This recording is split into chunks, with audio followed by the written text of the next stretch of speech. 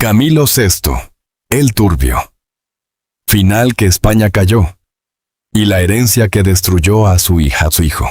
En la madrugada del 8 de septiembre de 2019, España despertó con una noticia que parecía imposible, aunque el cuerpo de Camilo VI llevaba años anunciándola en silencio. No murió en un escenario, no murió bajo un foco, no murió con una orquesta detrás, ni con el público levantándose para aplaudirlo por última vez. Murió lejos del ruido que durante décadas había sido suyo, dentro de un hospital, mientras afuera el país seguía creyendo que las leyendas siempre encuentran la manera de resistir un poco más. Pero las leyendas también se rompen, y a veces se rompen de la forma más cruel, cuando todos recuerdan su voz, pero casi nadie quiere mirar su soledad. España lloró a Camilo VI como se llora a los grandes nombres, con canciones en la radio, imágenes antiguas en televisión, titulares solemnes, flores, nostalgia y frases repetidas. Se ha ido una voz irrepetible. Se ha apagado un mí. Muere el artista que conquistó América. Todo era cierto, pero no era todo, porque detrás de aquella despedida pública había otra historia. Más incómoda, más amarga, más difícil de contar. Una historia donde el final no empezó en el hospital, sino mucho antes, en una casa cerrada, en un cuerpo enfermo, en una familia rota, en un hijo que heredó una fortuna. Sí, pero también heredó una sombra. Guarda esta frase, porque volverá una y otra vez. Una herencia también puede ser una condena. Camilo VI no dejó solo dinero. No dejó solo casas, sociedades, canciones, derechos de autor, objetos personales, trajes, discos de oro, recuerdos y paredes llenas de historia. Dejó algo más pesado. Dejó un apellido imposible de cargar.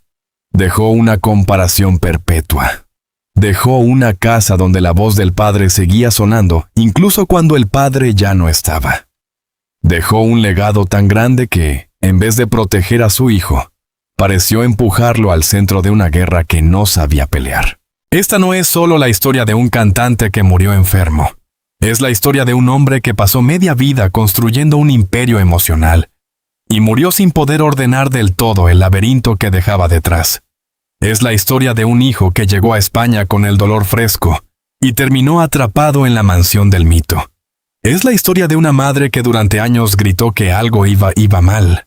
Es la historia de un entorno señalado, de periodistas esperando en la puerta, de cámaras apuntando a una vida privada ya destruida antes de que pudiera defenderse. Y es, sobre todo, la historia de cómo la gloria puede sobrevivir intacta en los discos, mientras la sangre de esa gloria se deshace en público. Porque España habló de la voz. España habló del homenaje. España habló del museo. España habló del genio. Pero hubo algo que España calló, o quiso mirar de reojo.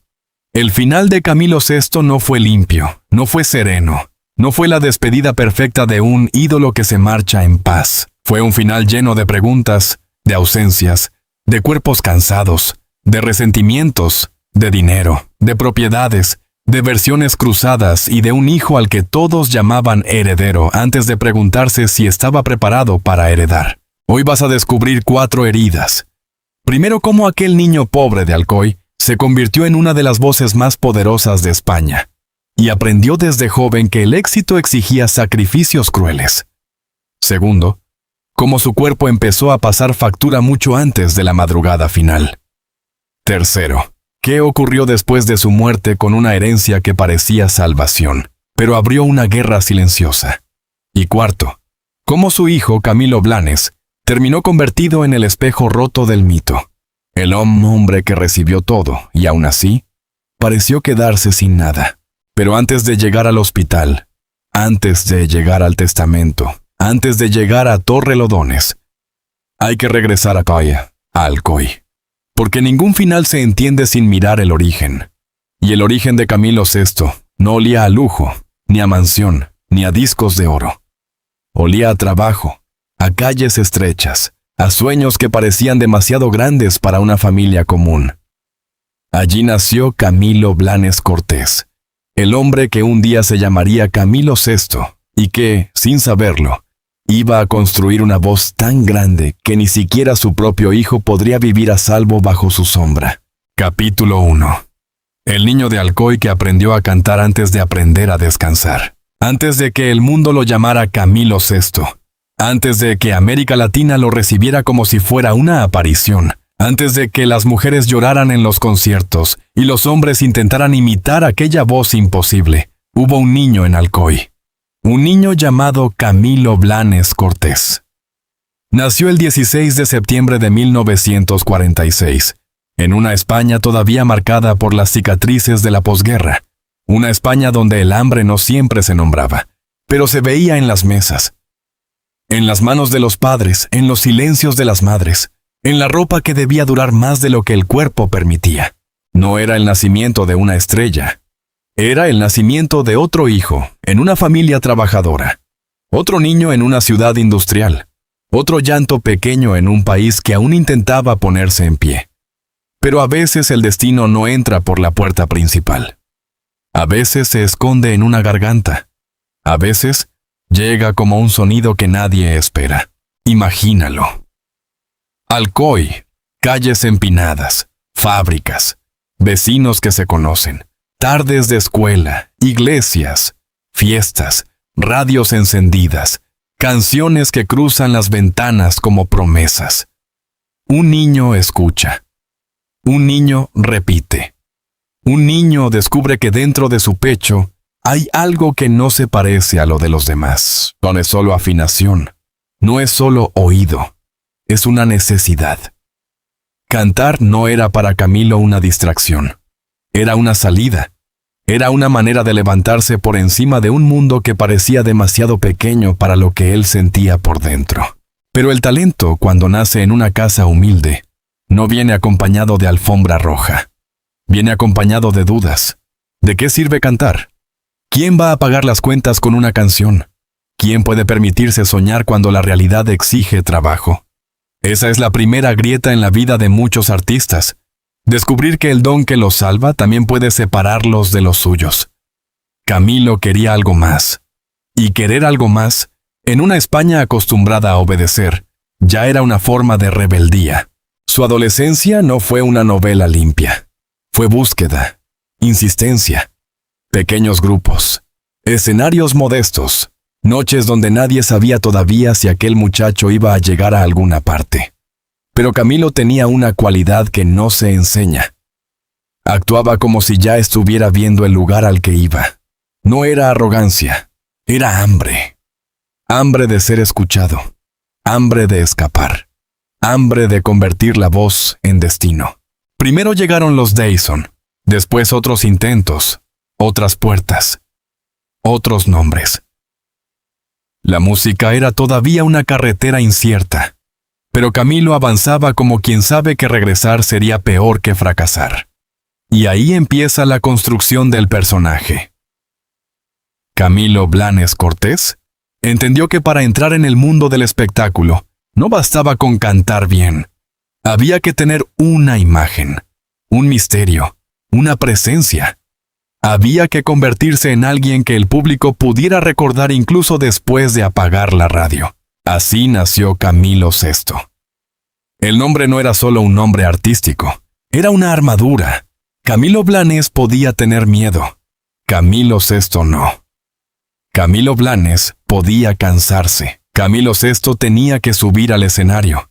Camilo Blanes podía llorar en privado. Camilo VI debía cantar el dolor como si lo dominara.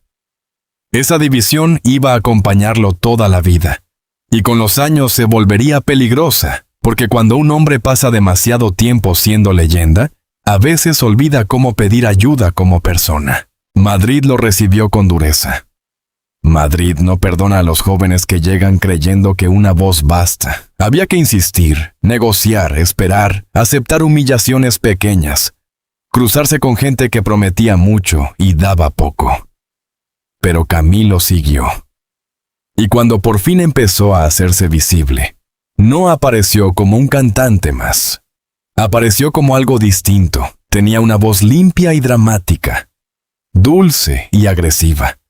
capaz de acariciar una frase y segundos después romperla contra el techo. No cantaba el amor como una postal, lo cantaba como una herida. España, que todavía estaba cambiando de piel, encontró en él una forma nueva de emoción. No era flamenco, no era copla tradicional, no era rock puro. Era balada, sí, pero una balada con cuerpo, con teatro, con tensión. Camilo no solo cantaba una canción, la interpretaba como si cada verso fuera una confesión que le costaba sangre. Y eso el público lo sintió de inmediato. Después llegó la explosión. Algo de mí. Fresa salvaje. ¿Quieres ser mi amante? Perdóname. Vivir así es morir de amor. Canciones que parecían escritas no para sonar, sino para quedarse. Canciones que entraban en las casas y se instalaban en la memoria familiar. Canciones que hicieron de Camilo VI un nombre repetido en radios, fiestas, amores, rupturas y despedidas. Pero cada éxito traía un precio, más giras, más entrevistas, más exigencia, más soledad, más gente alrededor y menos espacio para estar solo de verdad. El público veía el brillo, pero detrás había un trabajador obsesivo. Camilo componía, producía, cuidaba arreglos, corregía detalles. Se exigía como si la perfección fuera la única forma de no volver al miedo original. Porque eso casi nadie lo entiende. Muchos artistas no trabajan tanto por ambición. Trabajan tanto para no regresar simbólicamente al lugar del que salieron. El éxito se convierte en refugio, pero también en cárcel. Guarda esta frase. La fama no solo te da una vida nueva. A veces te roba la anterior sin darte permiso de despedirte. Camilo empezó a ser un artista enorme, pero también un hombre cada vez más aislado. El mundo lo quería ver impecable. La industria lo necesitaba rentable. Los fans lo necesitaban eterno. Y él fue aprendiendo a darles a todos lo que esperaban. La voz, la presencia, el drama, la elegancia, el misterio. Pero a cambio fue escondiendo partes de sí mismo. Escondió cansancios, escondió inseguridades, escondió fragilidades. Escondió, quizá, la dificultad de ser amado sin que lo confundieran con el personaje. Y entonces ocurrió algo decisivo. Camilo no se conformó con ser cantante. Quiso ser obra. Quiso ser productor de su propio mito. Quiso dominar no solo la voz, sino la escena completa. Eso lo llevó a alturas que pocos artistas españoles alcanzaron. Pero también lo fue dejando solo en una torre desde la que todo parecía éxito, hasta que uno miraba hacia abajo y descubría que la caída podía ser terrible. La primera gran prueba de esa ambición llegó con un proyecto que parecía una locura. Jesucristo Superstar. Para muchos, era demasiado riesgo. Para otros, una provocación. Para Camilo, era destino. Se jugó dinero, prestigio y estabilidad en una obra que podía destruirlo o consagrarlo. Y lo consagró. Aquello no solo lo convirtió en estrella, lo convirtió en figura histórica. Un artista capaz de traer a España un espectáculo de dimensión internacional y sostenerlo con su voz, con su cuerpo y con una fe casi enfermiza en sí mismo. Pero también ahí apareció otra verdad. Camilo era capaz de darlo todo por una obra. Todo. Dinero, salud, tiempo, descanso, vínculos. Y cuando un hombre se acostumbra a darlo todo al público, algún día alguien cercano termina recibiendo las obras. No por falta de amor necesariamente, sino porque la leyenda devora horas, devora presencia, devora paciencia. Camilo VI empezaba a construir un imperio. Pero los imperios, incluso los emocionales, siempre necesitan víctimas invisibles. Años después, cuando se hablara de su hijo, de su herencia, de la casa de Torrelodones, de las discusiones, de las ausencias, de las versiones enfrentadas, habría que recordar este principio. Camilo aprendió a sobrevivir trabajando. Aprendió a protegerse controlando. Aprendió a amar quizá desde la distancia. y aprendió que el silencio podía ser una herramienta. Lo que no sabía era que ese mismo silencio, al final, iba a caer sobre su hijo como una piedra. Capítulo 2.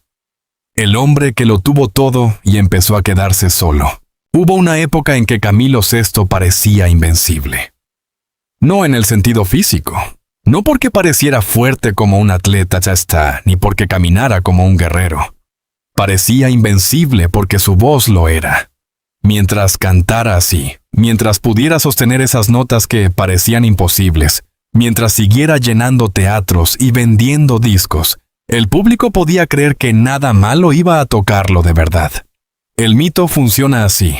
Convierte el cuerpo humano en algo abstracto. La gente no ve órganos, cansancio, dolor, noches sin dormir. La gente ve una imagen. Y a las imágenes se les exige eternidad. Pero Camilo tenía cuerpo. Y el cuerpo recuerda todo lo que la fama intenta ocultar. Durante años, la vida de Camilo fue una sucesión de vuelos, grabaciones, hoteles, giras, escenarios, aplausos, comidas a deshora, presión y más presión. En cada país lo esperaban como si fuera propiedad sentimental de todos. México lo amaba. España lo reclamaba. América Latina lo convirtió en una voz de alcoba, de ruptura, de promesa y de culpa. Pero cuanto más grande se hacía el mapa de su fama, más pequeña parecía volverse su intimidad. El artista que en escena abría los brazos como si pudiera abrazar al mundo entero, volvía después a habitaciones donde el silencio pesaba demasiado. Eso no aparece en los especiales de televisión. Nadie quiere imaginar al ídolo solo después del concierto, quitándose el traje, bajando la adrenalina, escuchando su propia respiración en un cuarto que no es casa. Nadie quiere pensar que detrás de cada ovación hay una caída, un regreso a la persona real, al hombre que ya no tiene público delante y debe enfrentarse consigo mismo. Camilo nunca fue un artista de exposición sentimental fácil. Cuidó su vida privada con celo. No se entregó al confesionario constante. No convirtió cada romance en espectáculo controlado. Esa reserva alimentó su misterio. Pero también dejó huecos. Y donde hay huecos, la prensa inventa. Se le atribuyeron romances, pasiones, distancias, secretos. Algunas cosas fueron verdad, otras quizá no. Otras quedaron en esa zona gris que tanto le gusta al mundo del espectáculo. Lo suficiente para vender, no lo suficiente para probar. Y en medio de esa vida apareció un hijo, Camilo Blanes. Ornelas nació en 1983, fruto de la relación de Camilo VI con Lourdes Ornelas. Desde el principio, su existencia colocó al cantante frente a una contradicción brutal. Por un lado, el mito necesitaba libertad, control, movimiento, silencio. Por otro, un hijo exige presencia. No solo dinero, no solo apellido. Presencia. Y la presencia no se delega. La historia entre Camilo VI, Lourdes Ornelas, y el hijo que ambos compartieron fue contada durante años con versiones enfrentadas. Él, desde su mundo de artista reservado. Ella, muchas veces desde el dolor, desde la denuncia pública, desde la sensación de que el entorno del cantante levantaba muros. El hijo durante mucho tiempo, en medio. Y cuando un hijo crece entre adultos que no se ponen de acuerdo sobre el amor, termina aprendiendo que la familia también puede ser un campo de batalla. Guarda esta frase: no toda ausencia se mide en kilómetros. Algunas ausencias viven dentro de la misma casa. Camilo VI podía querer a su hijo, y aún así no saber cómo ser padre fuera de la lógica del mito. Esa es una posibilidad dolorosa, pero humana. Hay padres que entregan patrimonio, oportunidades, nombre y protección, pero no logran entregar una calma estable.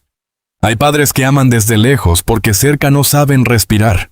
Hay padres que se convencen de que asegurar el futuro económico basta, sin comprender que un niño no recuerda las cuentas bancarias con la misma fuerza con la que recuerda una silla vacía. La relación padre-hijo fue siempre territorio delicado. Algunos la describieron como cercana. Otros hablaron de distancias. Algunos dijeron que el hijo idolatraba al padre. Otros que había heridas antiguas. Pero quizá la verdad no estaba en un extremo ni en el otro. Quizá la verdad era más triste. Dos personas unidas por sangre y separadas por una leyenda demasiado grande. Camilo VI no era un padre cualquiera. Era Camilo VI. Y eso, para un hijo, puede ser orgullo, pero también prisión. Imagina crecer sabiendo que tu padre no entra en una habitación. Aparece. Que su voz no es solo voz, patrimonio nacional. Que su nombre no pertenece solo a la familia, pertenece a millones. Que tus errores no serán errores privados, sino titulares. Que tus debilidades no serán debilidades humanas, sino la caída del hijo de Camilo VI. Esa carga no empezó con la herencia. Empezó mucho antes. Empezó el día en que el niño entendió que el apellido Blanes venía atado a una sombra que nadie podía mover. Mientras tanto, Camilo seguía acumulando gloria. Pero la gloria, como el dinero, no detiene el deterioro. El cuerpo empezó a avisar. Problemas de salud, intervenciones. Dolencias. Un trasplante de hígado que marcó un antes y un después. Una caída doméstica que lo debilitó. Dolores que no se iban.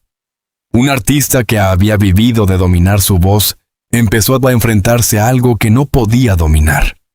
La fragilidad. El público veía apariciones cada vez más comentadas. Veía cambios físicos. Veía un rostro distinto. Veía dificultad. Veía al hombre envejeciendo bajo una lupa cruel.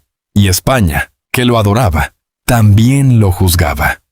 Porque la fama es así de hipócrita. Exige que sus ídolos no mueran, pero tampoco les perdona envejecer. Los quiere eternos, y cuando el cuerpo falla, los convierte en conversación. Camilo empezó a retirarse hacia adentro. Menos apariciones, más silencio, menos control sobre la imagen, más necesidad de protegerse. Pero su silencio no era vacío, era un cuarto, lleno de cosas no dichas. Salud, familia, dinero, nostalgia, miedo, quizá arrepentimientos. Y en ese cuarto, el hijo seguía siendo una pregunta abierta. En 2018, poco antes de su último tramo, Camilo todavía quiso aparecer con Camilo Sinfónico. La sola idea tenía algo de despedida sin decirlo. Revestir las canciones con otra grandeza, volver a levantar el repertorio como quien prepara un monumento en vida. Pero el cuerpo ya no acompañaba como antes. Detrás de la presentación simbólica, detrás de la sonrisa profesional, detrás del esfuerzo por mantenerse en pie, había un hombre agotado. Se hablaba de dolores, de cólicos, de enfermedad renal. Y cuando un artista que ha vivido de cantar empieza a perder incluso la fuerza de presentarse, el público debería entender que no está viendo un capricho, está viendo una batalla. Pero España seguía queriendo la imagen, la canción, el recuerdo, la voz de antes. Y quizá por eso el final resultó tan turbio emocionalmente, porque el país no estaba preparado para aceptar que Camilo VI ya no era el hombre de las notas imposibles, sino un enfermo rodeado de silencios. Nadie quería mirar demasiado. Nadie quería preguntar con profundidad. Era más fácil repetir "el mito continúa" que admitir que el mito se estaba apagando habitación por habitación.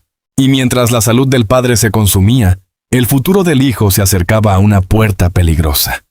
Porque cuando Camilo muriera, todo lo que había sido lo administrado por el padre, por su entorno, por su control, por su forma de vivir, pasaría a otras manos.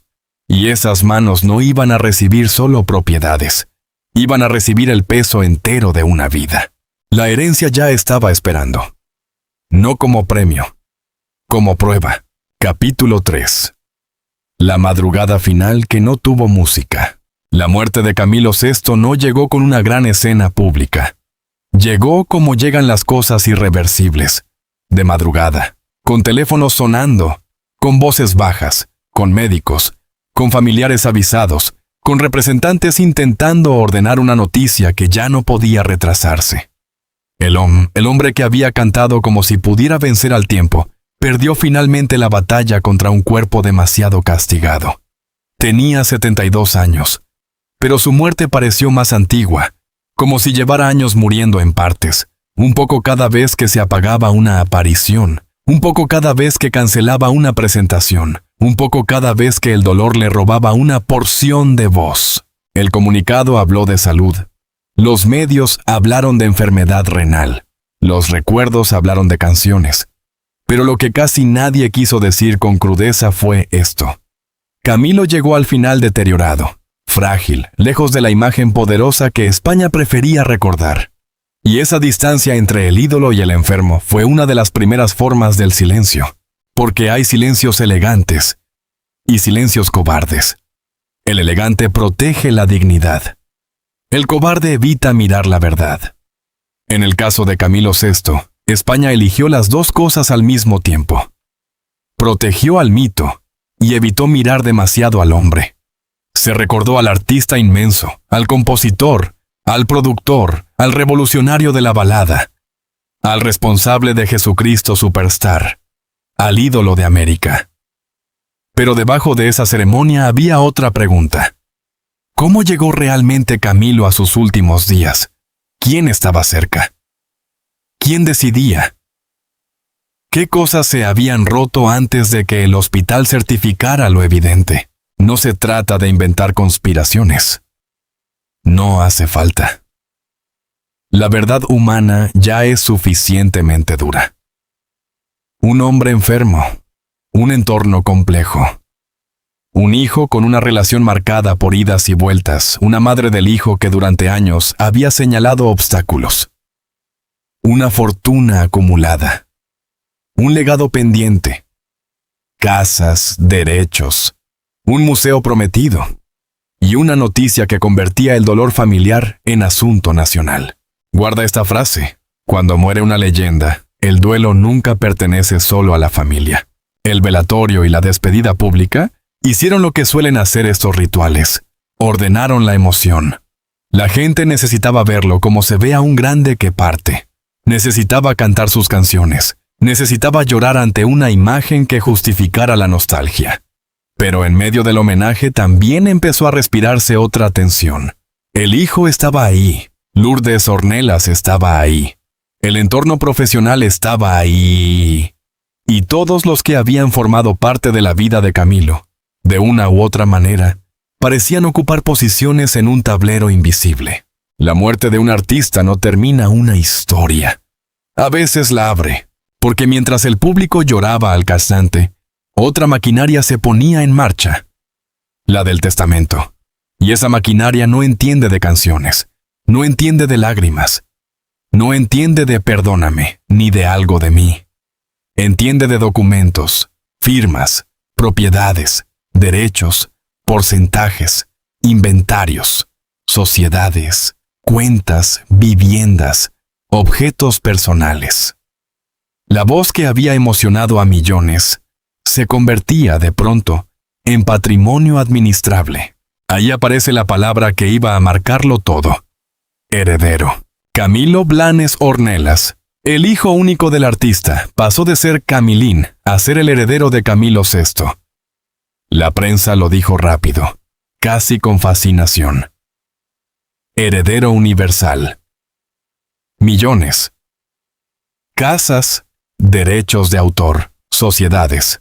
La mansión de Torrelodones, la vivienda de las Rosas, una casa en Marbella, el legado musical. El futuro museo. Todo aquello que a ojos de cualquiera podía parecer una bendición cayó sobre un hombre que acababa de perder a su padre. Pero nadie preguntó lo suficiente si una persona puede recibir una herencia así sin ser devorada por ella. La palabra heredero suena a triunfo en los titulares. Suena a seguridad. Suena a destino resuelto. Pero en la vida real puede sonar a puertas cerrándose. Porque el heredero de Camilo VI no heredaba solo bienes. Heredaba decisiones que antes tomaba otro. Heredaba empleados, abogados, asesores, expectativas, vigilancia mediática, presión familiar, memoria pública y la obligación de ser guardián de un monumento que no había construido. Imagínalo un momento. Tu padre muere.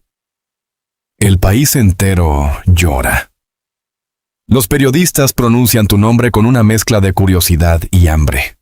Todos quieren saber cuánto recibiste, dónde vivirás, qué harás con la casa, qué pasará con el museo, si venderás algo, si cumplirás la voluntad del artista, si estás bien, si estás mal, si tu madre tiene razón, si el entorno de tu padre te protege o te controla. Y tú, mientras tanto, no eres solo un hijo de duelo. Eres noticia.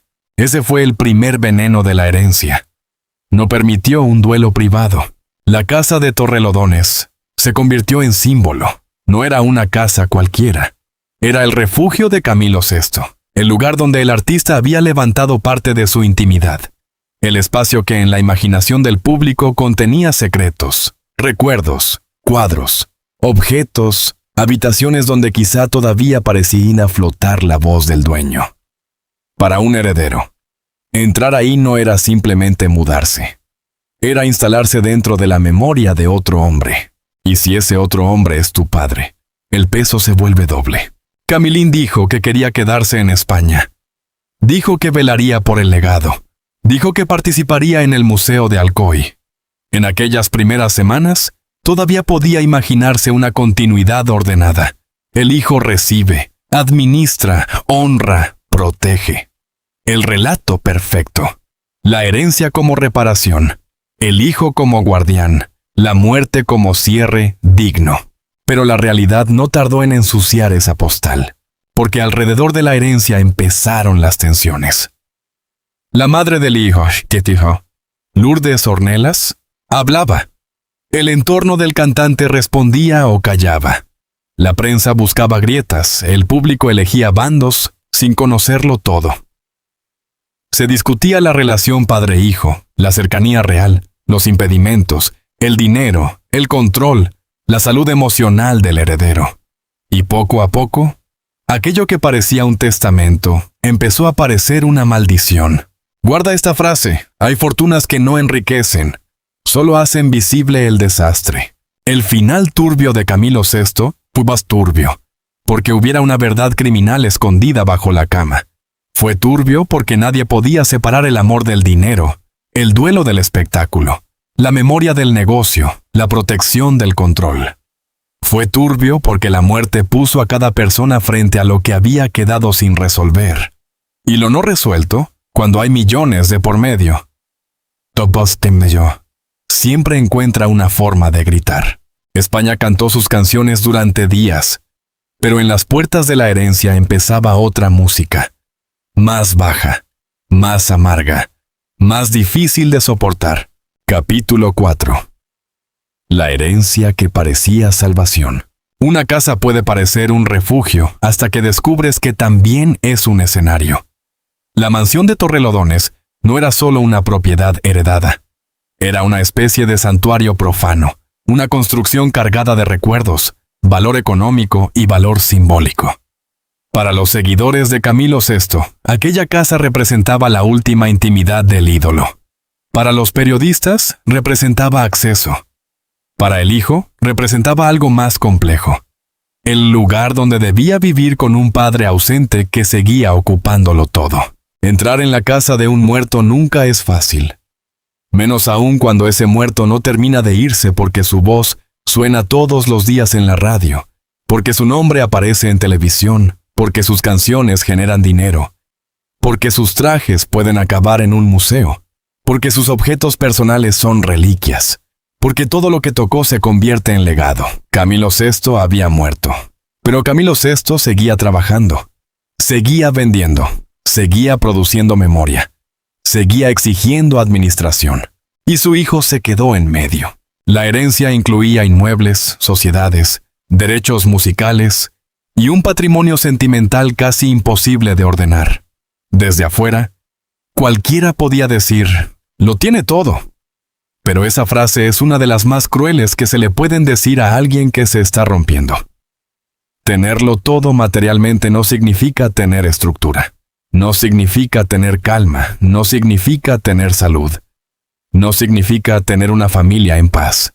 no significa saber qué hacer con la sombra de un padre monumental. Guarda esta frase. A veces lo que heredamos no nos pertenece, nos posee. Camilo Blanes heredó el nombre y el patrimonio, pero también heredó la mirada pública. Cada gesto suyo empezó a leerse como síntoma. Si salía, ¿por qué salía? Si no salía, ¿por qué se escondía? Si hablaba, ¿qué quería decir? Si callaba, ¿qué ocultaba? Si se veía bien, era noticia. Si se veía mal, era escándalo. La prensa que antes perseguía al padre comenzó a perseguir al hijo. Pero el hijo no tenía el entrenamiento emocional del padre.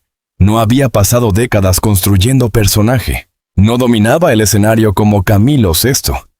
No tenía una voz capaz de imponer silencio. Lo suyo era otra cosa. Una exposición heredada sin la protección del mito. Al principio todavía hubo una ilusión de control. Se habló de proyectos. Se habló del Museo de Alcoy. Se habló de custodiar recuerdos. Se habló de cumplir voluntades. El hijo parecía querer sostener la memoria del padre, pero alrededor se movían fuerzas demasiado grandes. El dinero, el duelo, la presión mediática, la historia familiar, la salud, las compañías, las advertencias maternas, la dificultad de decir no cuando todo el mundo quiere algo de ti. Lourdes Ornelas, madre de Camilo Blanes, se convirtió en una figura constante en esta segunda parte de la tragedia. Para algunos, una madre desesperada. Para otros, una mujer demasiado presente en televisión. Para otros, la única persona que gritaba lo que otros preferían minimizar. Pero más allá del juicio público, su papel revela algo importante. Había preocupación. Y cuando una madre habla de preocupación una y otra vez, cuando insiste, cuando pide ayuda, cuando señala el entorno de su hijo, quizá el público debería escuchar con menos morbo y más humanidad. Pero el morbo siempre escucha más rápido que la compasión. Los programas de televisión empezaron a convertir el deterioro del heredero en material de sobremesa. Se hablaba de su aspecto, de su conducta, de sus amistades, de su salud, de sus decisiones. La casa de Torrelodones dejó de ser solo una vivienda y se volvió una imagen de decadencia. Cada cámara en la puerta parecía decir lo mismo. Aquí vive el hijo del mito. Aquí se está consumiendo la herencia. Aquí hay una historia que todavía vende. Y ahí la herencia comenzó a mostrar su cara más oscura. Porque el dinero no destruye por sí solo. Lo que destruye es el dinero sin dirección. El dinero rodeado de dolor. El dinero convertido en combustible para una vida que ya estaba desordenada. El dinero que atrae personas interesadas. El dinero que impide tocar fondo porque siempre hay una casa donde encerrarse. Una cuenta que permite seguir. Una puerta que se cierra cuando llega la ayuda. Una persona pobre puede caer y ser invisible. Una persona heredera cae bajo focos. Y eso no la salva. La exhibe. Camilo Blanes había recibido un patrimonio que muchos envidiarían. Pero también recibió una soledad nueva. Antes de la muerte de su padre, todavía podía existir como el hijo de. Después, debía existir como el heredero de. La diferencia parece pequeña, pero es enorme. El hijo puede tener una historia. El heredero se convierte en administrador de una ausencia. Y si no está preparado, esa ausencia puede devorarlo. La herencia de Camilo VI parecía tener dos capas. La visible. Casas, sociedades, derechos, objetos, dinero. La invisible. Exigencia, comparación, vigilancia, conflictos, recuerdos, heridas. La visible podía contarse en euros. La invisible no. Y quizá por eso nadie la midió a tiempo. El público suele imaginar que una fortuna soluciona una vida. Pero hay dolores que el dinero solo vuelve más cómodos, no más pequeños. Una mansión puede aislar más que un cuarto humilde. Una piscina puede reflejar una cara rota. Un jardín puede impedir que los vecinos vean lo que pasa dentro. Una puerta automática puede cerrar el paso a quienes quieren ayudar. Y los derechos de autor pueden seguir depositando dinero mientras el heredero pierde la capacidad de gobernarse. Guarda esta frase: no toda jaula dorada protege. Algunas jaulas doradas retrasan el rescate. Mientras tanto, el legado artístico seguía intacto. Las canciones continuaban. Las plataformas reproducían. Los homenajes se preparaban. Alcoy soñaba con el museo. Los fans pedían respeto. La figura de Camilo VI se volvía cada vez más limpia con la distancia. Como ocurre con los muertos famosos, la memoria pública empezó a pulir los bordes. El artista fue quedando en bronce. Voz, éxito, revolución, orgullo. Pero al lado de ese bronce, el hijo seguía siendo carne. Y la carne se equivoca.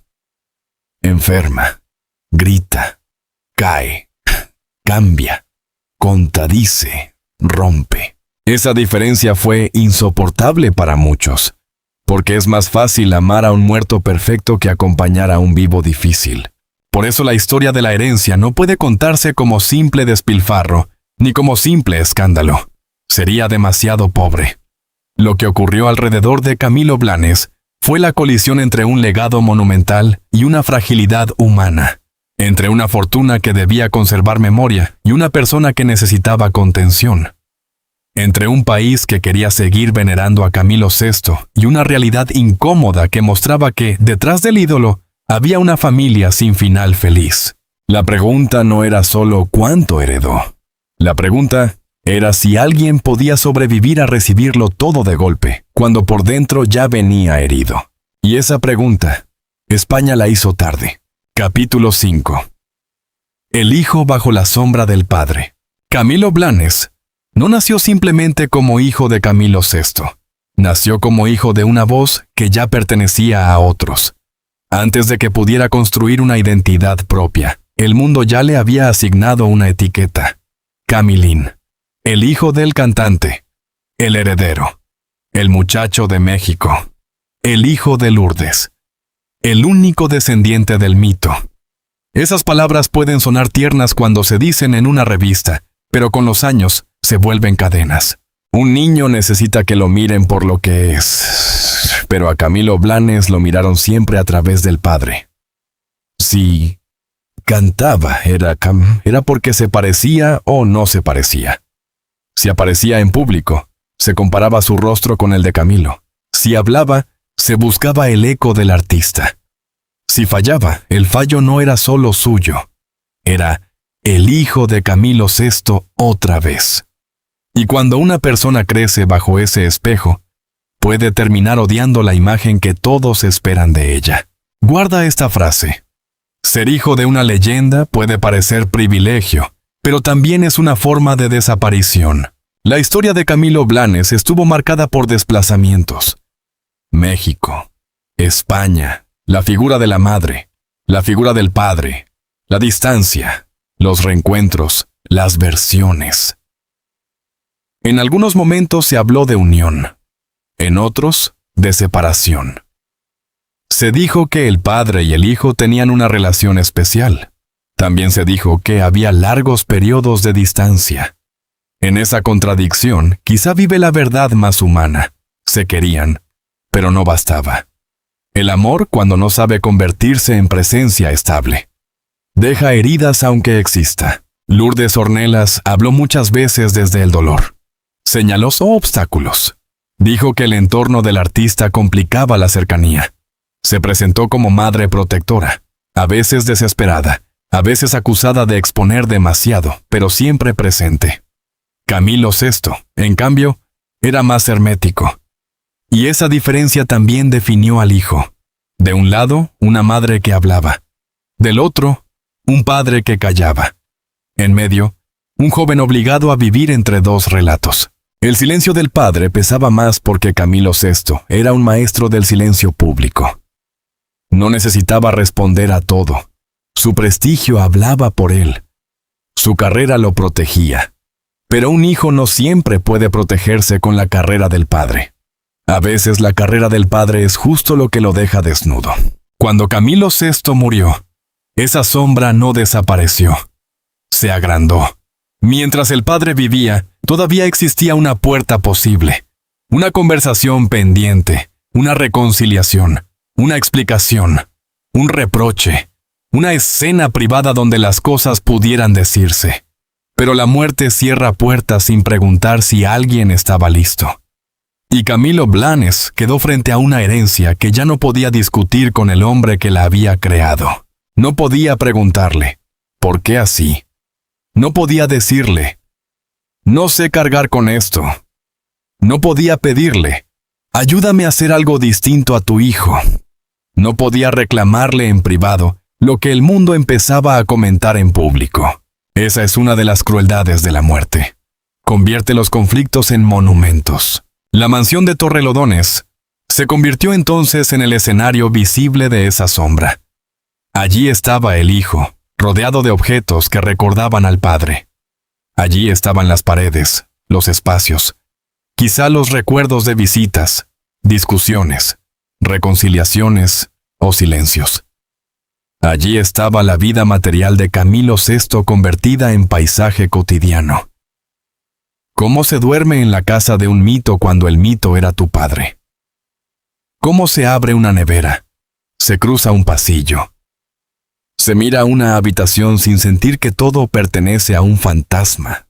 Una casa heredada puede ser refugio, pero también puede ser mausoleo. Y poco a poco, la preocupación empezó a hacerse pública.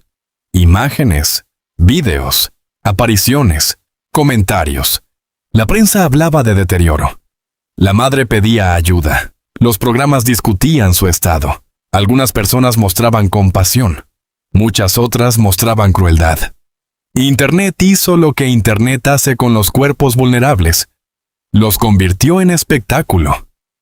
Capturas, burlas, montajes, titulares, comentarios sobre su aspecto, juicios rápidos, diagnósticos de barra libre.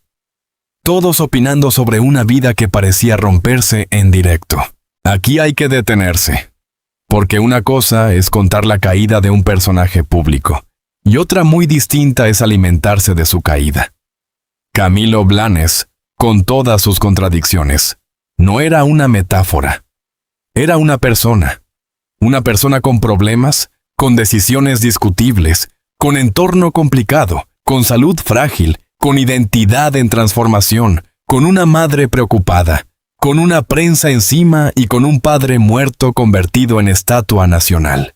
España decía amar a Camilo VI, pero muchas veces trató a su hijo como una consecuencia molesta del mito, como si la gloria del padre obligara al hijo a comportarse de manera decorativa, como si el heredero tuviera que ser elegante, agradecido, discreto, funcional, digno de la fotografía.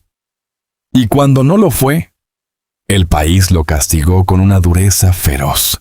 Guarda esta frase. El público perdona antes los pecados de una leyenda muerta que las heridas de un heredero vivo. En los últimos años, Camilo Blanes empezó a usar públicamente el nombre Sheila Devil y a presentarse con una identidad distinta a la que España había conocido durante décadas. Para algunos medios, aquello fue otra oportunidad de morbo. Para otros, una señal más de preocupación. Para la persona en el centro, quizá fue un intento de existir fuera del molde heredado. Pero incluso ese gesto quedó atrapado en el apellido. No se hablaba solo de Sheila. Se hablaba de el hijo de Camilo VI, la heredera de Camilo VI, la hija trans del cantante, Camilín convertido en... El padre seguía delante de todo. La identidad, cuando llega tarde bajo cámaras, se vuelve doblemente vulnerable. Y en este caso, cada cambio fue leído como escándalo antes que como experiencia humana. El mundo no preguntó con calma qué necesitaba esa persona, preguntó qué titular podía vender mejor. Mientras tanto, la madre seguía apareciendo como figura de alarma. Habló de malas compañías, habló de adicciones, habló de intentos de ayuda, habló de miedo. Y la palabra miedo es clave, porque detrás de la herencia, detrás del apellido, detrás de las casas, había una pregunta elemental. ¿Se podía salvar a alguien que no quería o no podía ser salvado de la forma en que los demás esperaban? La respuesta nunca es sencilla. No se puede rescatar una vida solo con voluntad ajena, pero tampoco se puede abandonar a alguien bajo el pretexto de que es adulto cuando todo alrededor parece arder. Esa tensión marcó la tragedia. Madre, medios, entorno, patrimonio, identidad, salud, legado. Todos los elementos mezclados en una historia que ya no pertenecía al ámbito privado. Camilo VI había pasado la vida cantando Perdóname. Su hijo, de algún modo, parecía vivir dentro de una petición muda. Perdónenme por no ser lo que esperaban del heredero de una leyenda. Perdónenme por no administrar el dolor con elegancia. Perdónenme por no parecerme al hombre que ustedes adoran. Perdónenme por existir con grietas. Pero el público no suele perdonar a quien le rompe la imagen perfecta de sus ídolos. Y así, la herencia que debía preservar el nombre de Camilo VI terminó mostrando la parte más cruda de su historia familiar. El genio había dejado canciones inmortales, pero no había dejado una paz suficiente para quienes tenían que vivir después de él. Capítulo 6. Torrelodones. La mansión donde el mito siguió respirando. Hay casas que no terminan de pertenecer a los vivos. La mansión de Torrelodones, asociada durante años a Camilo VI y después heredada por su descendiente, se convirtió en una de esas casas. Desde afuera podía parecer una propiedad más de lujo. Terreno, privacidad, muros, valor inmobiliario. Pero en el imaginario español era otra cosa. Era el último palacio de un cantante que había hecho del amor una industria y del sufrimiento una canción. Era el sitio donde el mito había pasado sus últimos años. Y después, el lugar donde la caída del heredero empezó a narrarse con una mezcla de preocupación y crueldad. Torrelodones dejó de ser municipio y se volvió símbolo.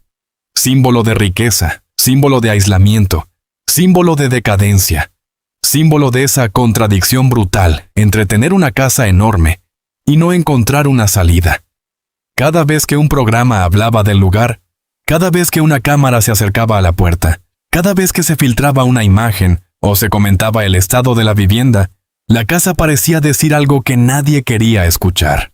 Aquí el dinero no bastó. Guarda esta frase. Una mansión puede esconder la pobreza más profunda, la pobreza de no tener paz. El deterioro de una casa famosa fascina al público porque funciona como metáfora visual. Las paredes descuidadas parecen hablar del dueño, el jardín de su ánimo, las ventanas de su encierro, los objetos de su memoria. Y así, sin darse cuenta, la televisión convierte un domicilio en diagnóstico. Mira cómo está la casa, dicen. Mira cómo está la vida. Mira cómo terminó todo. Pero la vida humana no cabe en imágenes robadas. Lo que sucedía dentro de Torrelodones no podía entenderse solo desde el escándalo. Allí convivían muchas capas. El duelo por Camilo VI, la administración de una fortuna, la presión de quienes esperaban decisiones sobre el legado, la presencia o ausencia de personas cercanas, las advertencias de Lourdes Ornelas, los problemas de salud, las compañías discutidas, la exposición mediática, el uso del apellido como carnada y, sobre todo, una persona que parecía cada vez más lejos de la estabilidad que la herencia prometía, la casa, que para Camilo VI pudo haber sido refugio. Para su heredero se convirtió en una especie de isla. Y las islas son peligrosas cuando alguien necesita ayuda. Desde afuera todos ven el contorno. Pocos pueden entrar. Muchos opinan. Pocos acompañan. La distancia física se transforma en distancia emocional. La puerta protege, sí, pero también aísla. Y cuando una persona vulnerable se encierra en un lugar donde todo le recuerda a un padre muerto, la protección puede convertirse en trampa. En esa casa, el legado seguía vivo de una manera casi fantasmal. Los derechos de autor podían seguir generando ingresos. Las canciones podían sonar en cualquier emisora. Los homenajes podían multiplicarse. El proyecto del museo podía seguir sobre la mesa.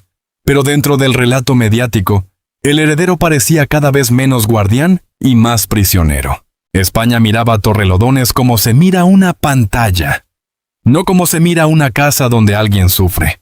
Y esa diferencia lo cambia todo, porque una pantalla permite comentar sin responsabilidad, permite reír, juzgar, especular, permite pausar, compartir, repetir. Una casa, en cambio, exige respeto, exige distancia, exige recordar que detrás de la puerta no hay personaje, hay vida. Pero la frontera se perdió. La historia del hijo de Camilo VI empezó a consumirse como una serie de episodios. Ahora reaparece, ahora preocupa, ahora discute, ahora la madre habla, ahora una nueva imagen, ahora una nueva polémica, ahora una nueva alarma. La tragedia se serializó, y esa serialización hizo que el público olvidara la raíz. Todo empezó con un muerto famoso y una herencia descomunal. Todo empezó con un hijo que debía administrar no solo bienes, sino memoria. Todo empezó con una familia que no había resuelto sus tensiones antes de que el testamento pusiera números sobre la mesa. Todo empezó con un país que prefirió el relato simple. El padre genio, el hijo problema, la madre alarmada, la mansión maldita. Pero las historias reales rara vez son tan simples. Camilo VI también tuvo responsabilidad en lo que dejó, aunque sea incómodo decirlo. ¿No responsabilidad en cada decisión posterior de su hijo? No. Sería injusto. Cada adulto carga con su propia vida, pero sí responsabilidad en la arquitectura emocional del legado. Un padre tan grande, tan reservado, tan controlador de su imagen, tan rodeado de industria y tan convertido en mito deja detrás un terreno difícil. Si no prepara al heredero, si no ordena los vínculos, si no construye puentes claros, la fortuna puede convertirse en campo minado. Y el campo minado explotó después de su muerte. Lourdes Ornelas insistía en que su descendiente necesitaba ayuda. Muchas veces su voz fue recibida con escepticismo o cansancio, como si una madre que repite una alarma perdiera credibilidad por repetirla. Pero el tiempo parecía darle al menos una cosa. La preocupación no era inventada. Había señales. Había episodios. Había deterioro. Había un entorno que, según ella, no siempre ayudaba. Y había una herencia que podía sostener económicamente la caída durante demasiado tiempo. Eso es lo que muchos no entienden sobre las fortunas familiares. El dinero puede impedir que las consecuencias lleguen rápido. Puede pagar la luz de la casa mientras la oscuridad crece dentro. Puede mantener la puerta cerrada. Puede permitir compañías interesadas. Puede retrasar decisiones urgentes. Puede convertir una situación grave en una larga pendiente en vez de un golpe inmediato. Y cuanto más larga es la pendiente, más se acostumbra el mundo a mirar la caída como si fuera normal. Guarda esta frase: algunas herencias no matan de golpe, desgastan lentamente. Torrelodones se volvió el escenario de ese desgaste. Una casa que antes representaba éxito empezó a representar encierro. Una propiedad que antes hablaba del triunfo de Camilo VI empezó a hablar de la dificultad de sobrevivir a Camilo VI. Y en esa inversión simbólica está una de las claves más dolorosas de la historia. El padre había construido un hogar para proteger su intimidad. El hijo lo recibió como un laberinto. Mientras tanto, Alcoy esperaba otra cosa: memoria limpia. El museo, el mausoleo, la conservación de objetos, el homenaje de una ciudad a su hijo predilecto. Dos relatos avanzaban en paralelo. En Alcoy, Camilo era estatua, canción, orgullo, cultura. En Torrelodones, Camilo era sombra, herencia, conflicto, habitación cerrada. El mismo nombre producía dos realidades opuestas. Y España prefería a Alcoy. Era más cómodo, más hermoso, más digno. Alcoy permitía recordar al artista.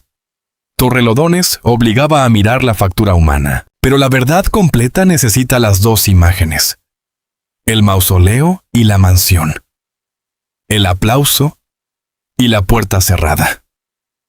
el disco de oro y el heredero confundido, la canción eterna y el silencio familiar. Solo así se entiende que el final de Camilo VI no terminó en el hospital. Continuó en los lugares que dejó atrás. Capítulo 7. La madre que gritó contra el muro. En toda tragedia familiar, hay una voz que el público no sabe dónde colocar. En esta historia, esa voz fue Lourdes Ornelas. Para algunos, la madre que intentó salvar a su hijo. Para otros, una mujer que habló demasiado en televisión. Para otros, una figura incómoda porque rompía la versión elegante del legado. Pero las historias no se entienden eliminando a las personas incómodas. A veces son ellas quienes señalan el lugar exacto donde la herida no cerró. Lourdes conocía una parte de Camilo VI que el público no podía conocer del todo: el padre de su hijo.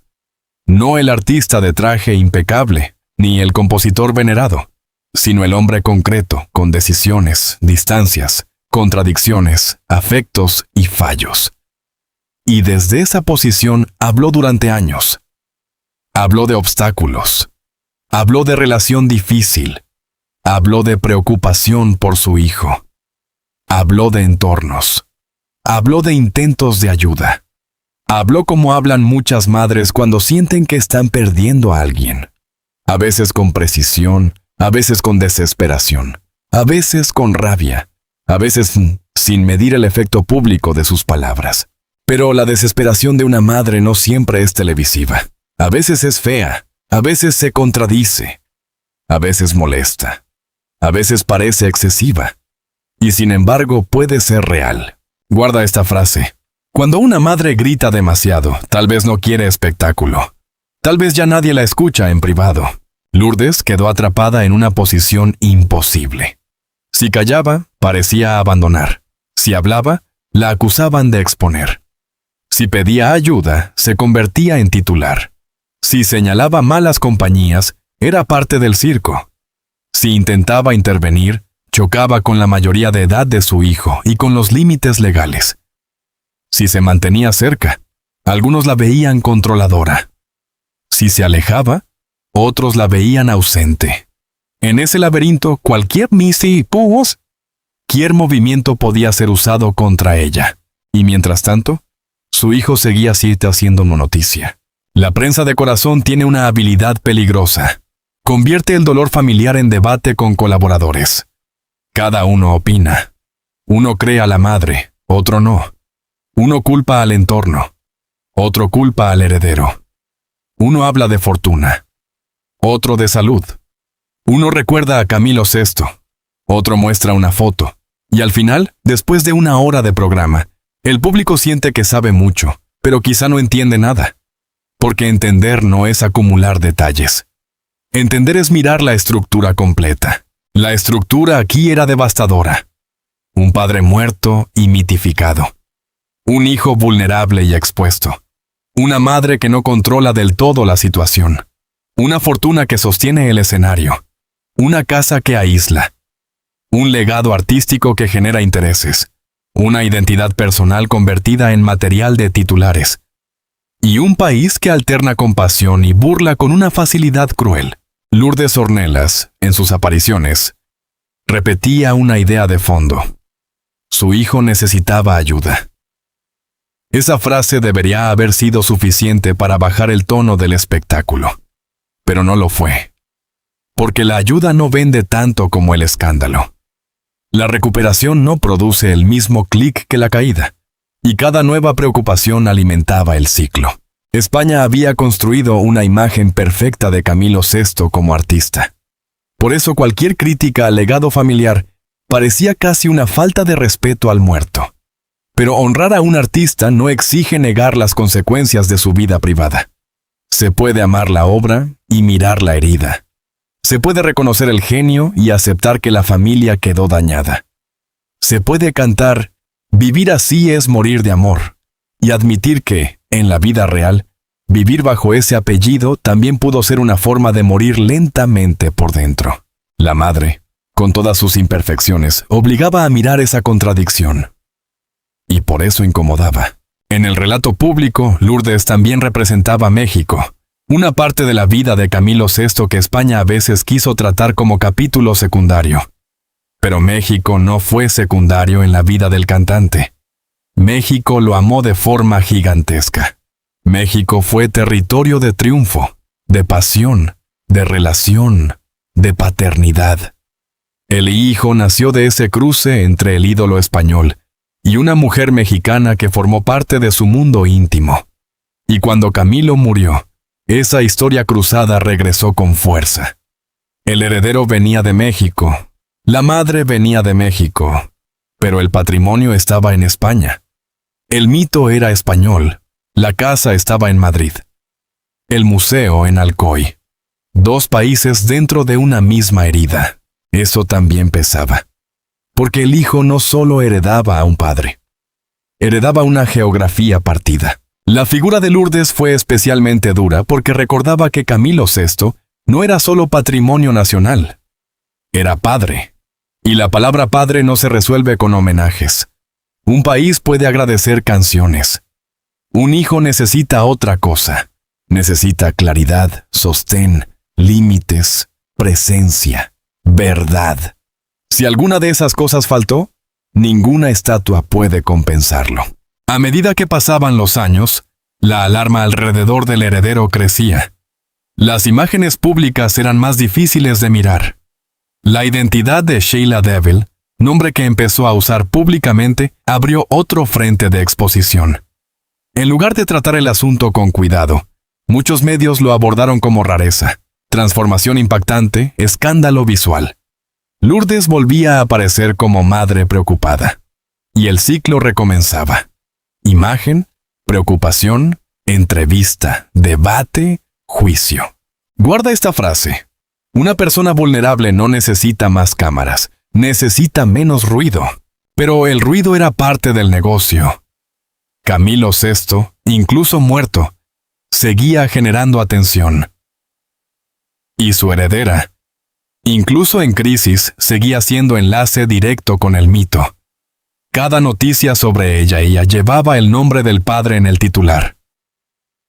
Esa fue una de las formas más crueles de la herencia, no permitirle caer ni levantarse con nombre propio. Todo era la hija de Camilo, el hijo de Camilo, la heredera de Camilo. La persona quedaba subordinada al monumento. Lourdes, al gritar, intentaba quizá romper esa subordinación. Intentaba decir, no miren solo el apellido, miren a la persona. Pero los medios escuchaban lo que podían vender, y el público, muchas veces, consumía lo que le daban. Si hay una culpa colectiva en esta historia, no está en haber llorado a Camilo VI. Eso fue justo. Está en haber convertido el sufrimiento posterior de su descendiente en una extensión del espectáculo. Está en no haber sabido bajar la voz. Está en exigir dignidad a alguien que parecía estar pidiendo auxilio de formas desordenadas. Está en olvidar que detrás de cada herencia famosa hay cuerpos reales intentando sobrevivir. Lourdes Ornelas no es una santa de mármol, ni una villana simple. Es una madre dentro de una tragedia demasiado expuesta. Y en las tragedias reales, las madres también se equivocan, pero su miedo no deja por eso de ser miedo.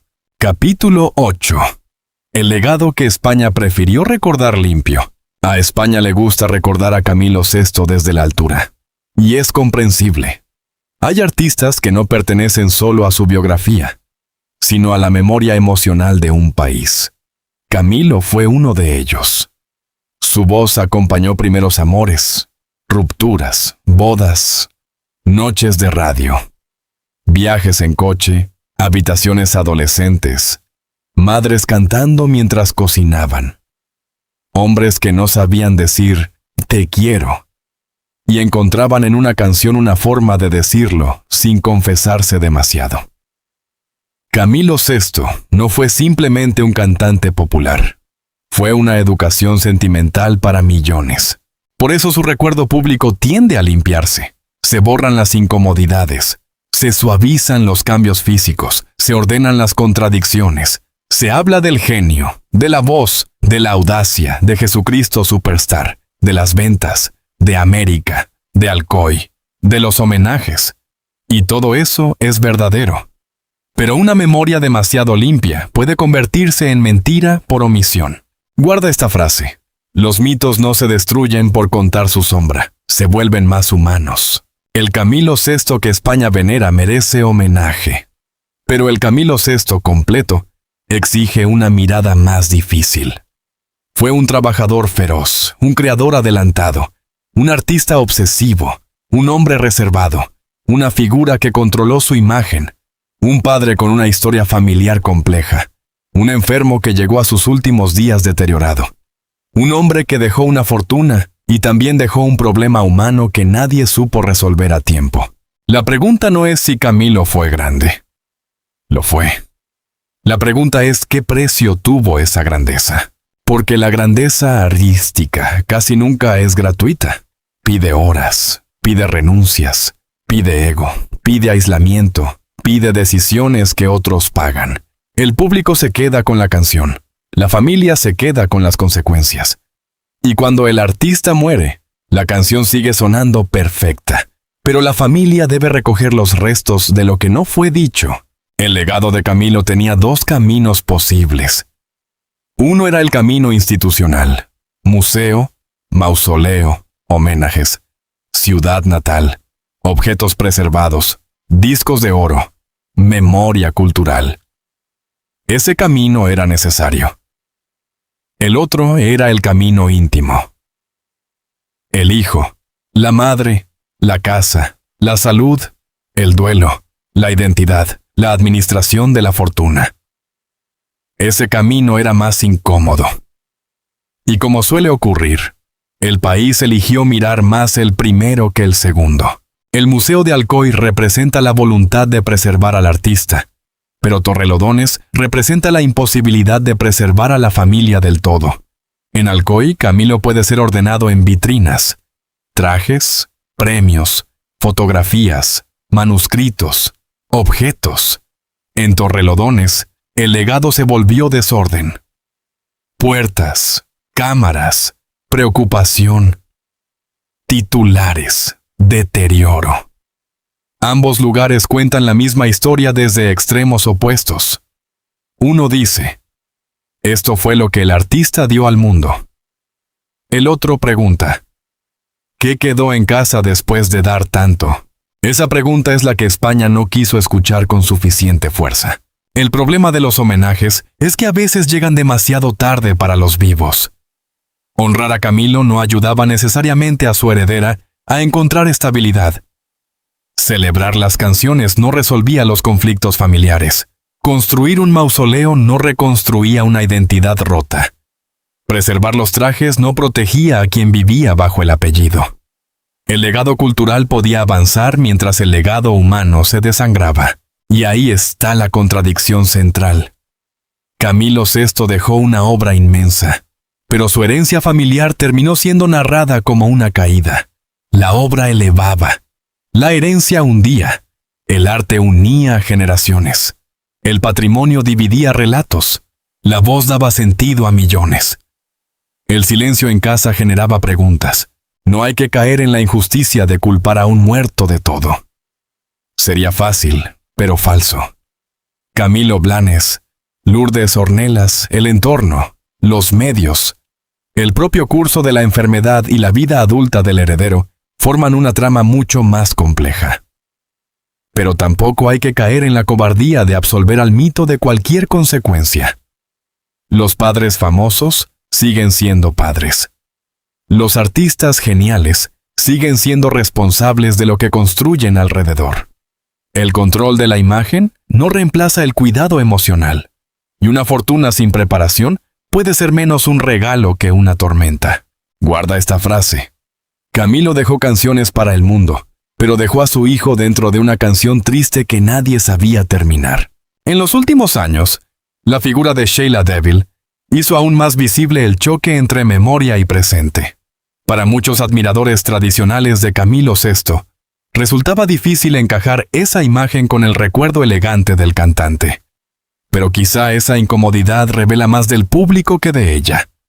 ¿Por qué exigimos que los descendientes de los ídolos preserven una estética que nunca eligieron? ¿Por qué convertimos sus cambios en amenaza para la memoria del padre? ¿Por qué nos cuesta aceptar que la sangre de un mito puede vivir una vida caótica, vulnerable, contradictoria y aún así merecer dignidad? La respuesta es amarga. Porque los fans aman la continuidad. Quieren que el hijo confirme la grandeza del padre. Quieren que el heredero sea noble, ordenado, agradecido, custodio perfecto. Quieren una familia que complete la leyenda. Pero la vida no trabaja para los fans. La vida rompe los relatos limpios. Y en esta historia, los rompió todos.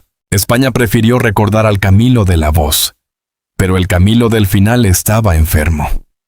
España prefirió recordar al Camilo de los éxitos. Pero el Camilo del testamento dejó un campo de tensiones. España prefirió recordar al Camilo eterno. Pero su descendiente mostró que nada era eterno, ni siquiera la protección del apellido. Y quizá ahí está la verdadera lección. Los mitos no deberían servir para tapar a los vivos. Deberían servir para entenderlos mejor. Si Camilo cantó tanto al amor, al perdón, a la pérdida y al dolor, tal vez su propia historia familiar exige una mirada menos cruel. Tal vez el mayor homenaje no sea repetir sus canciones, sino aprender a no convertir el sufrimiento de su descendiente en espectáculo barato. Tal vez el legado necesita menos cámaras en la puerta y más respeto por lo que no sabemos, porque hay cosas que el público nunca sabrá. Conversaciones privadas, heridas exactas, arrepentimientos del padre, miedos del hijo, noches de la madre, decisiones de abogados, llamadas que no se grabaron, silencios de hospital, habitaciones de torrelodones, objetos guardados, fotografías que nadie enseña. Y esa parte desconocida también merece respeto. La memoria de Camilo VI no se reduce a su final, pero su final tampoco debe borrarse para proteger una postal. Murió como mueren los hombres, no como desaparecen los dioses. Con un cuerpo cansado, con asuntos pendientes, con una familia imperfecta, con un patrimonio que se convirtió en problema. Y si aceptamos eso, su figura no se hace más pequeña, se hace más real. Capítulo 9. La herencia que no era dinero. La palabra herencia suele engañar. La imaginamos como un inventario, una lista fría. Casas, cuentas, sociedades, objetos, derechos. Pero las herencias más poderosas no caben en un documento notarial. Se transmiten en gestos, silencios, miedos, formas de amar, maneras de desaparecer, frases no dichas, habitaciones cerradas. Camilo VI dejó una herencia legal, pero también dejó una herencia emocional, y esa fue la más peligrosa. La herencia legal podía dividirse, valorarse, registrarse. La emocional no. ¿Cuánto pesa crecer como hijo único de una leyenda? ¿Cuánto vale una infancia marcada por idas y vueltas? ¿Cuánto cuesta la ausencia de una conversación que ya no podrá ocurrir? ¿Cuánto daño hace recibir una casa cuando lo que uno necesitaba quizá era una explicación? ¿Cuánto destruye un apellido cuando todos lo usan para nombrarte antes de preguntarte quién eres? Guarda esta frase. El dinero se hereda en papeles. El dolor se hereda en silencio. Camilo VI fue un hombre de control. Controló su voz, su carrera, su repertorio, sus proyectos, su imagen, sus apariciones. Pero la muerte tiene una ironía cruel. Cuando llega, el control pasa a otros. Y todo lo que parecía ordenado empieza a depender de personas que no necesariamente comparten la misma fuerza, la misma claridad, la misma disciplina. El legado de Camilo necesitaba un guardián, pero su heredero necesitaba, quizá, ser cuidado antes de poder cuidar nada. Esa inversión fue fatal. La sociedad esperaba que el hijo protegiera la memoria del padre, pero tal vez la memoria del padre debía haber protegido mejor al hijo. No se trata de decir que Camilo no amó. El amor no siempre se ve desde fuera. Puede haber habido ternura, orgullo, reconciliaciones, momentos privados que nadie conoce.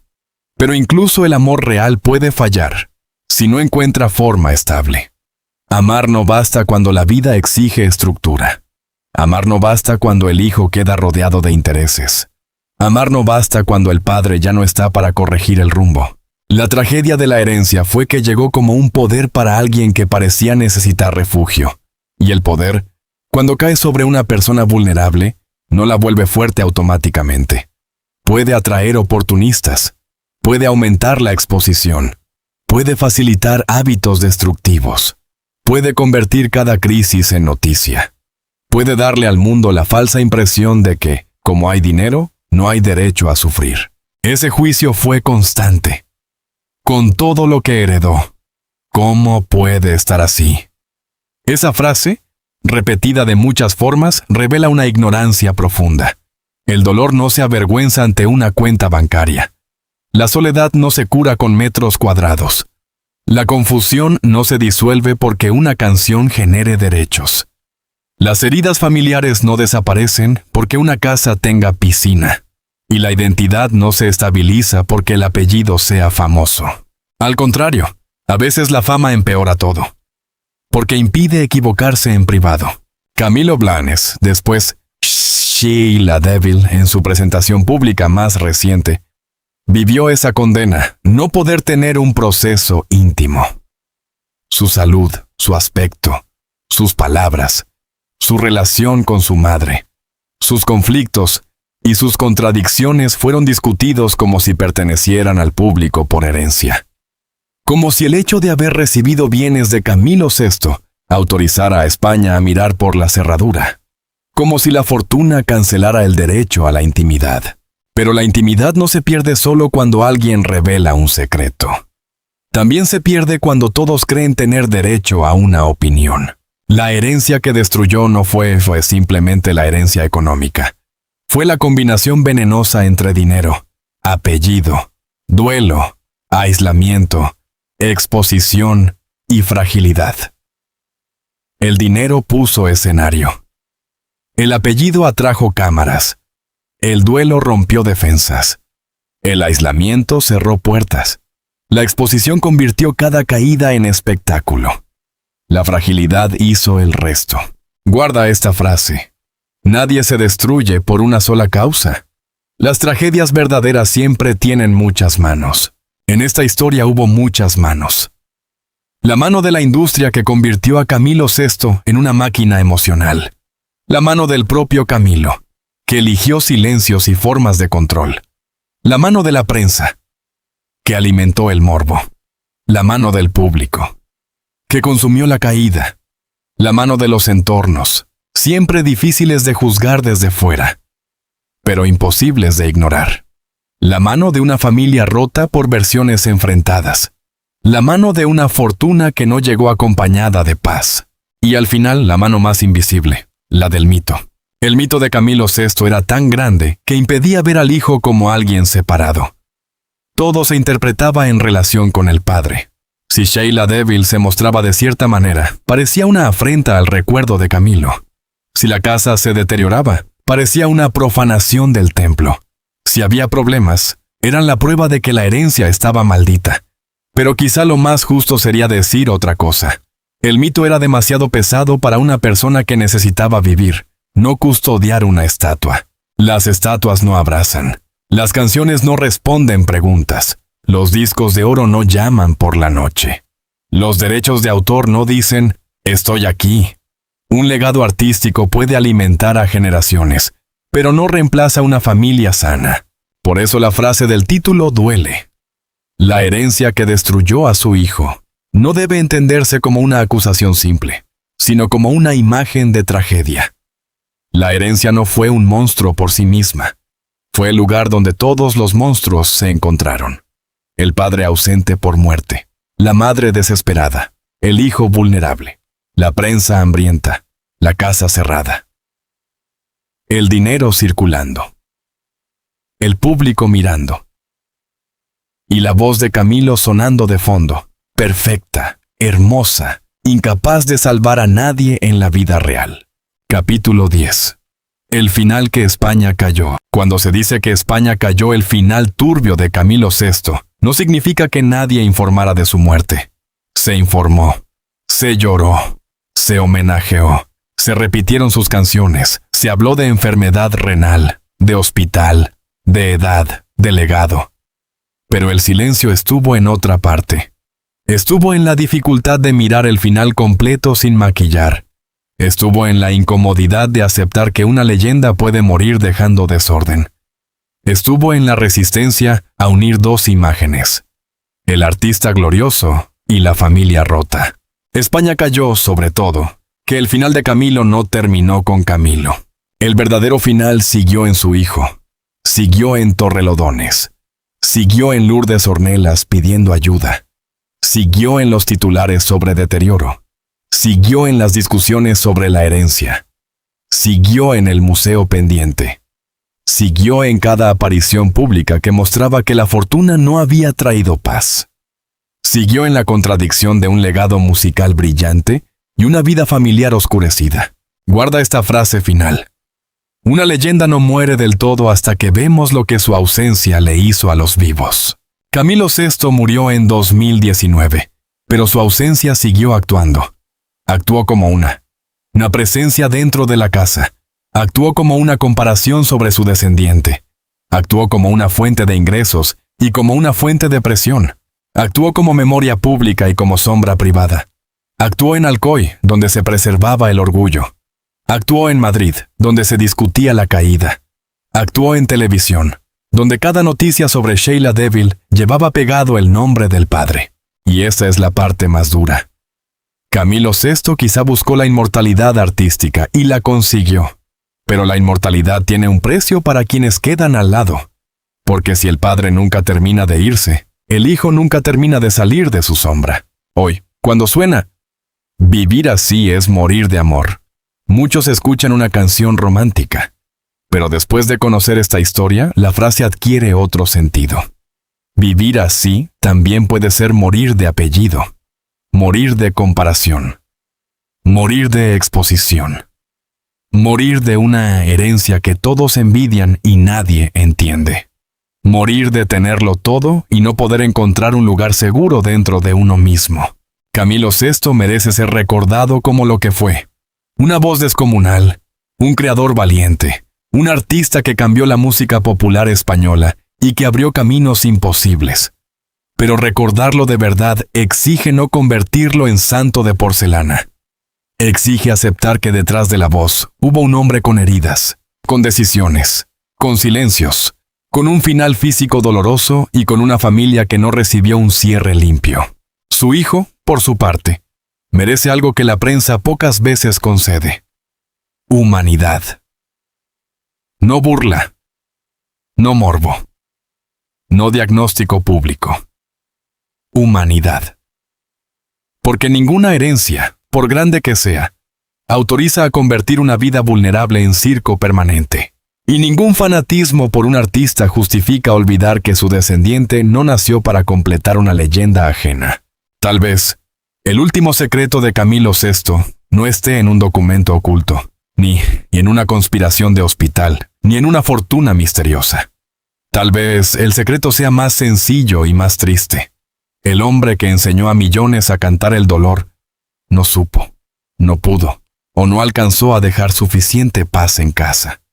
Y cuando se fue, el dolor que había convertido en arte regresó a su familia sin melodía, sin aplausos y sin final digno.